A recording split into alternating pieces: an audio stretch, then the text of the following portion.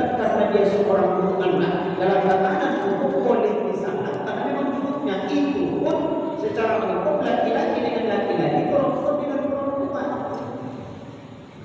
Saya ada jamaah pengajian saya itu orang-orang Solo dari jauh rumah bilang keluar. Kalau datang ke pengajian mereka itu dulu saya teringat bulan-bulan hijau di tangan semua hijau. Maaf coba ini tangan awak. Jadi saya sampaikan secara perlahan, secara halus. Kalau setelah tahun dibuat seperti itu, makanya sebenarnya kalau secara tatanan hukum boleh. Nah, sedangkan kepada orang yang solid saja boleh kita cium tangannya, apalagi orang tua kita sendiri.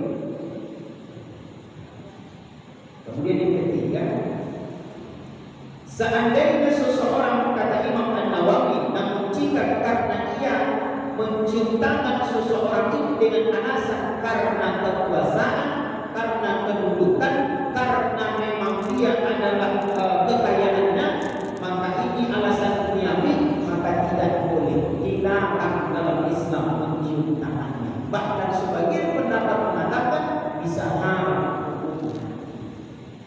Kalau datang bupati atau bapak ibu punya percium tangan, apalagi masih calon lagi, kepala masih calon masih jangan. Ini terkadang datang pejabat pemilu, apalagi TS, memorial mencium tangan itu, lain mencium. Tidak ada luar biasa. Jadi hati-hati. Kadang kita karena kekuasaan kedudukan kita ciumi tangannya, haram dalam ketetapan sebagai pendapat ulama, dilarang karena alasan ini. Nah yang keempat, bagaimana pula mencium tangan orang yang beda agama? Inilah fenomena yang terjadi kemarin beberapa hari yang lalu, beberapa minggu yang lalu yang cukup viral di media sosial. Sampai ada yang orang Islam mencium tangannya pimpinan Katolik tertinggi tersebut. Luar biasa. Kalau memang seseorang itu mencium tangannya dengan alasan dia adalah orang yang tokoh dalam agamanya, karena memang dia menganggap dekat dengan agamanya, maka dia muliakan ini karena agamanya, maka dia adalah haram dan kufur, bahkan murtad orang-orang yang seperti itu. Ketakutan.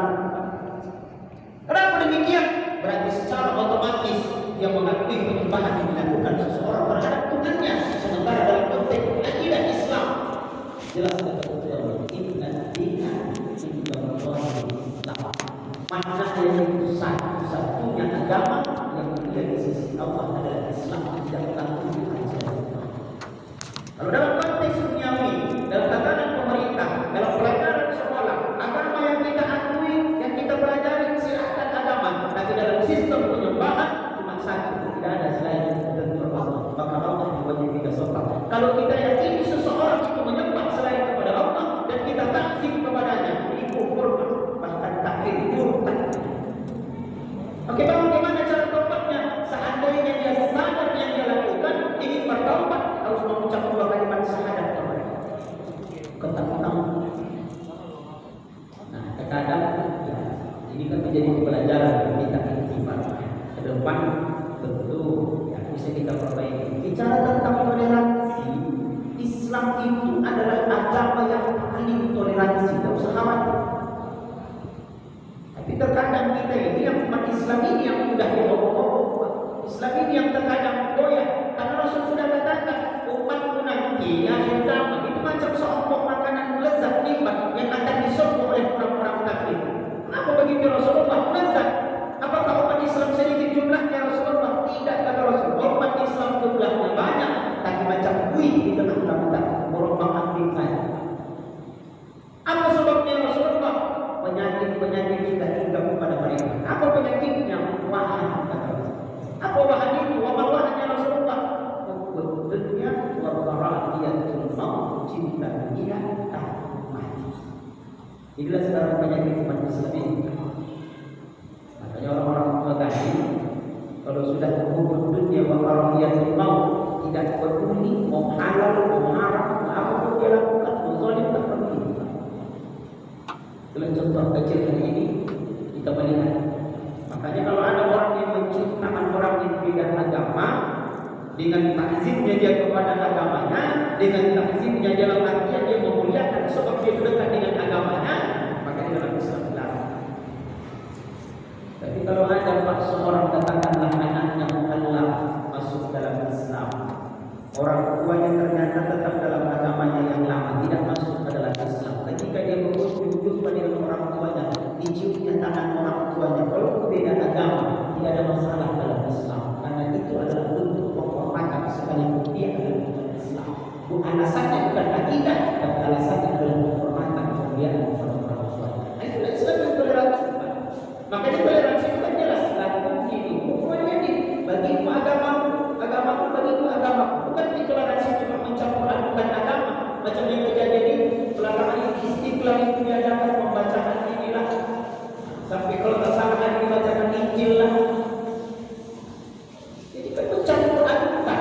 Toleransi itu bukan mencampur adukan. Bawa masing-masing. Maka saya paling alergi saya kalau ada model upacara, kalau sudah dia mengasih kata sambutan mengawalinya, lengkap semua salam yang dibawahi sampai komhamnya betul. Itu jelas. Tak perlu bagi kita umat Islam menciplak, mencontek salam orang-orang kafir. Bawa salam masing-masing. Itulah yang toleransi. Bukan kita bawa semua salam orang, kita campur, kita bawa semuanya. Inilah yang tak boleh dalam Islam. Katanya itu Pak Tuas pejabat begitu. Paling anti mereka pejabat begitu model itu. Assalamualaikum warahmatullahi wabarakatuh. Selamat pagi, salam sejahtera bagi kita semuanya. Salam macam lah. Semua dipakai. Apa tak sekalian undang saja itu? Itu kadang luar biasa. Kenapa? Karena menganggap itu hal yang biasa. Padahal dalam tekanan akidah jelas. Makanya Bapak Ibu orang-orang tua kan, Islam berbicara tentang hukum, tidak ada tawar-menawar. Kalau haram-haram, sama dengan ketika berbicara hari ini kita sudah dekat dengan pemimpin anda. Dunia risuah, suap menyuap, sudah jelas dalam tatanan hukum, tidak ada tawar-menawar, tidak ada ikhtilaf, tidak ada khilafiyah pendapat ulama tentang hukum suap menyuap, mutlak haram. Jangan cari alasan. Hari ini tak perlu dia orang rumah.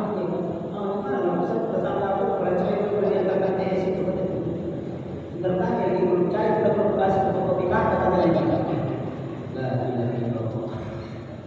Padahal jelas di situ hadis itu tidak diragukan keharamannya, tidak hilang Pak. Ar-rasya wal murtasya. La'ana Rasulullah sallallahu alaihi wasallam. Rasul melaknat yang memberi suap dan yang menerima suap. Satu lagi bahkan dalam hadis yang lainnya, ar-rasya wal murtasya ar-rais, yang memberi suap, yang menerima suap. Satu lagi, perantaraan suap. TS udah mendapat kembali lagi menjadi ampulan lagi. La ilaha illallah. Sebelum pakai dikasih disetorkan cuma 3 itu belum banyak kita begitu. TS sana. Wajah-wajah boleh disuapkan oleh Astagfirullah. Jauhkanlah daripada kita. Ada tawar-menawar. Kalau sudah haram. Hari ini kan banyak orang mencari kebenaran. Oh Ustaz, aku yang dikasihnya. Oh Ustaz, aku yang dikasih memang pilih dia. Oh mana ada anaknya. Jangan mencari kebenaran. Kebenarannya sudah jelas, akan berdalil dan berhilang. Allah sudah jawab itu dalam surah Yasin. Al-yawma nahtimu ala afwahihim wa tukallimuna aydihim wa tashhadu arjuluhum bima kanu yaksibun. Di dunia ini kita bisa berdalil dan berhilang, tapi nanti di yaumil akhir Allah kunci sudah mulut yang bersaksi. Wa tashhadu arjuluhum bima kanu yaksibun. Bukan mulut kita yang bersaksi, tapi anggota kita ini akan bersaksi. Di sini kita bisa berdalil dan berhilang, tapi di sana ya Allah ada tangan. Tangan ini ya Allah menerima 500 itu. 500 bukan sih itu dong. Mana kita bisa badal begini? Makanya terkadang bapak ibu, orang-orang tua kami terkadang bertanya-tanya dalam hati ya Allah, mengapa doa sudah banyak diminta, mengapa tak dikabulkan? Mengapa rajin sholat tapi tak mendatangkan keberkahan?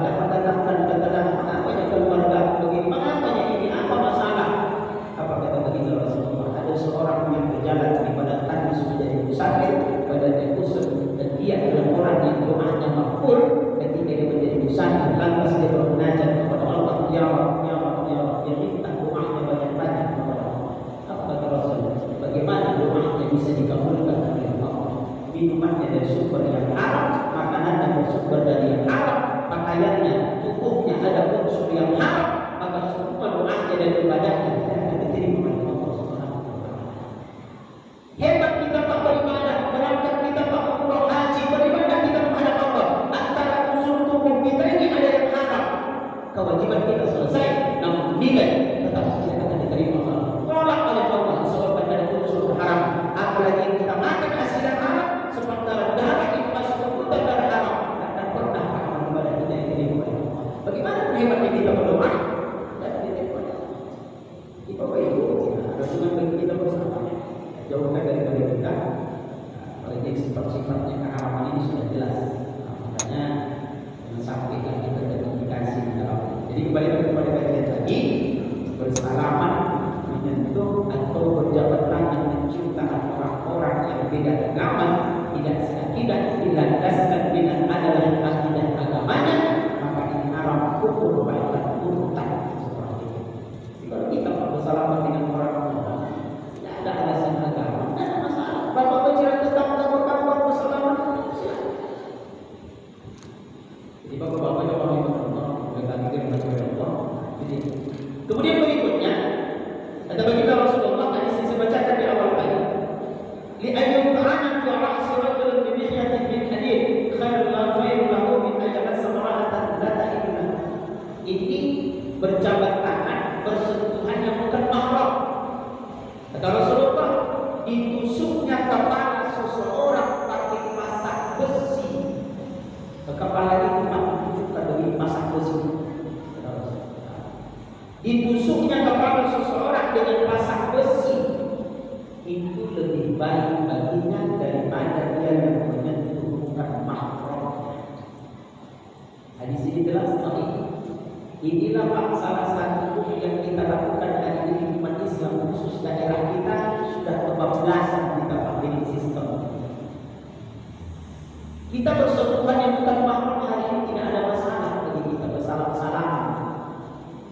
Apalagi terkadang kita datang ke undangan pesta, menerima tamu undangan, kadang kita salami maksud situ.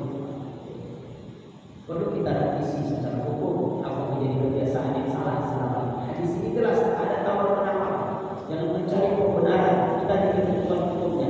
Karena kita tak bersalah tidak saja bagi kita menjabat tangan bukan mahram. Dalam hadis ini sudah jelas, ketika bersalaman yang bukan mahram, perbandingannya kata Rasulullah lebih baik dicucuk kepalanya pakai pasak besi yang tajam kepalanya, mati Pak. Ukurannya itu lebih baik kata Rasul daripada dia menyentuh yang bukan mahram. Mohon izin orang-orang bukan mengenal lagi kita orang kaki tulang berdoa. Berbuat seluruh pakar-pakar terbang ini yang justru yang haram. Kenapa? Karena ini haram yang menikah dengan itu. Justru inilah tak boleh dia berseluruh berlebihan. Secara hukum tegas, tidak boleh bagi kita bersentuhan yang bukan mahram. Bersalam. Betul-betul yang masalah kesini lagi awal lagi. Justru yang betul-betul beredar. Makanya bicarakan yang baik tidak. Jadi bagaimana sudah kebiasaannya begini? Nah, kalau bapak itu menjadi penerima tamu undangan, kalau memang seandainya kita datang undangan, kita sudah disiapkan penerima tamu undangan pesta. Ada laki-laki, ada perempuan. Kalau datang tamu perempuan bukit, menyambutnya salam bapak-bapak. Nah, kalau datang laki-laki, bapak-bapak menyambut, jangan lagi ibu-ibu cukup. Nah, dia sudah selesai. Maka harus kita ini kadang tidak. Kalau datang bapak menerima tamu undangan, datang nanti perempuan bapak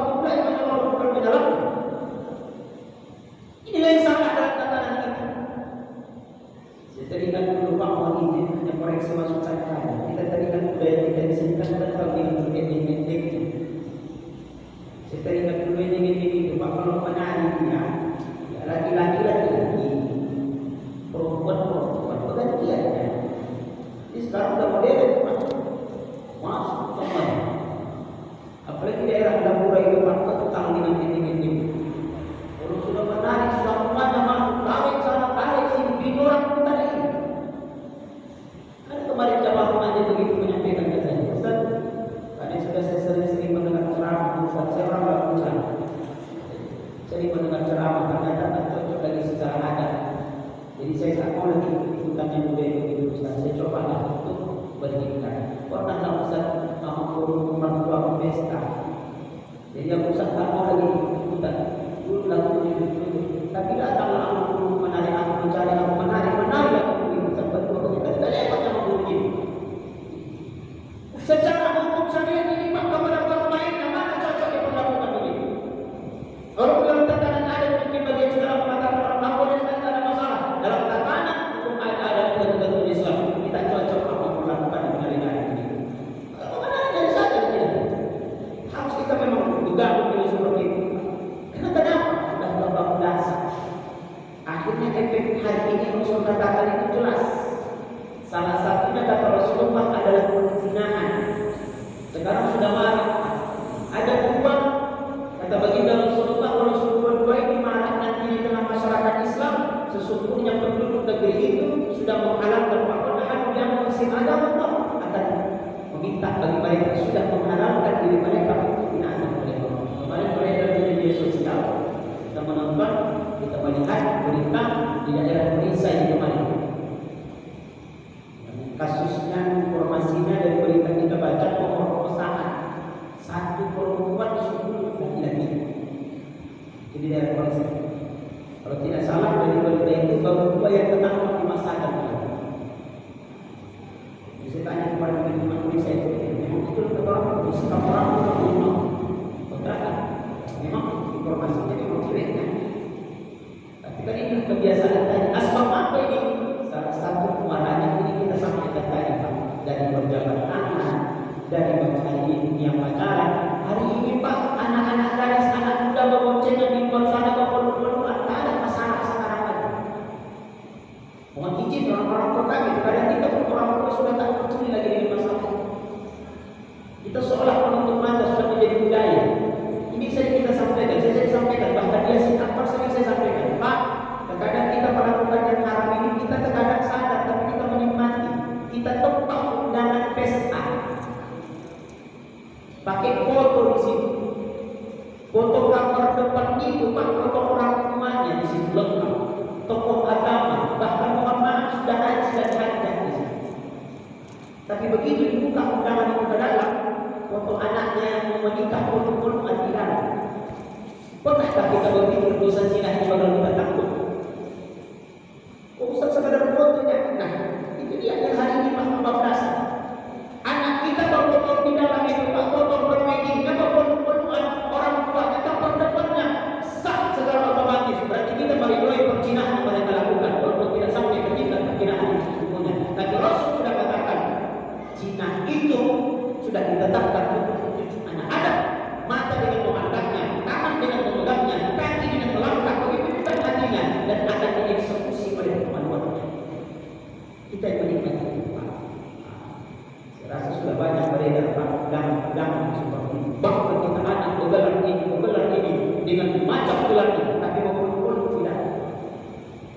Ke depan mohon dikoreksi kalau memang salah dan keliru, silakan perbaiki supaya tidak menjadi dosa jadian bagi kita.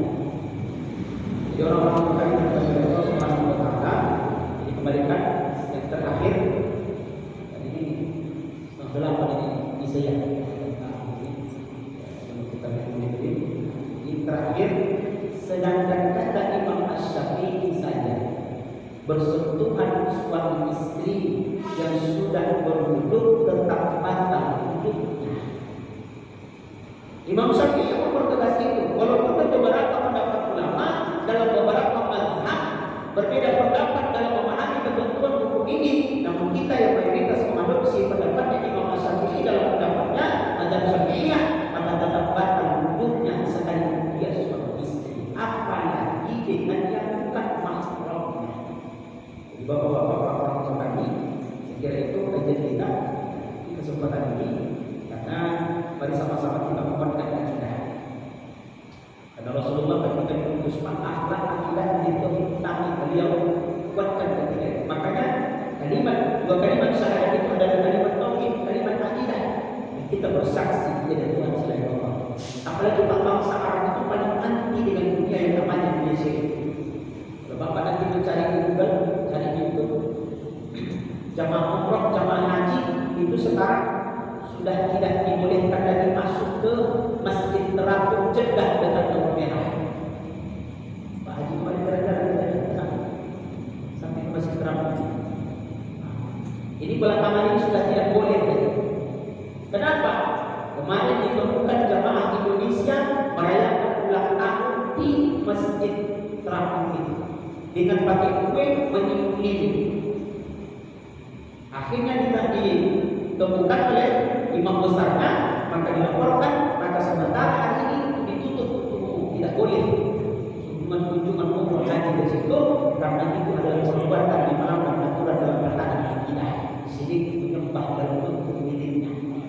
Itulah orang Indonesia ini viral-viral. Jamaah haji kemarin banyak yang pulang mas tanpa kasih membawa emas banyak-banyak. Memang inilah terkadang umat Islam yang terkadang merusak kata itu. Nah, mudah-mudahan kita bisa memahami, insya Allah berkat dan tidak sembarangan dalam kita untuk bersyukur kepada Allah. Itu saja. Kemudian kurang lebih mohon maaf. Allah, saya baca bersama kita sendiri. Assalamualaikum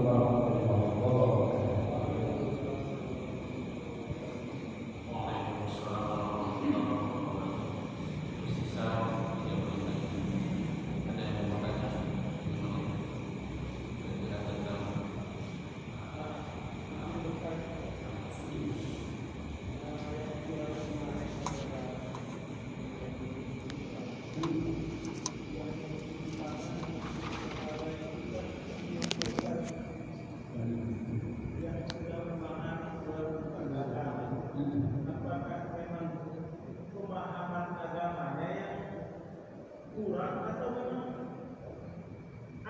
wabarakatuh. Ya, baik.